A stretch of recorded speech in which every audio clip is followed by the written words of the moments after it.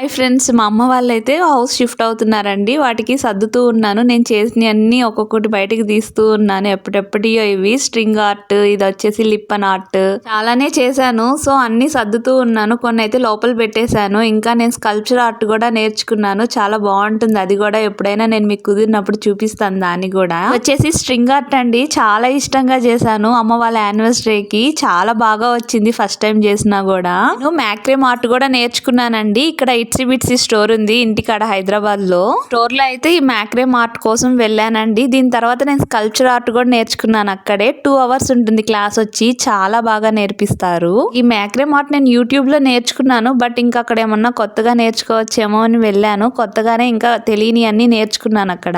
ఇలాగ different crafts నేర్చుకోవాలంటే చాలా ఇష్టము. మీలో ఎంతమందికి ఇలా ఇష్టం క్రాఫ్ట్స్ నేర్చుకోవడం? నేనైతే క్విల్లింగ్ ఆర్ట్ కూడా చేస్తానండి. చాలా బాగా చేస్తాను. ఆ టైం ఉన్నప్పుడు ఖచ్చితంగా చూపిస్తాను. బాయ్.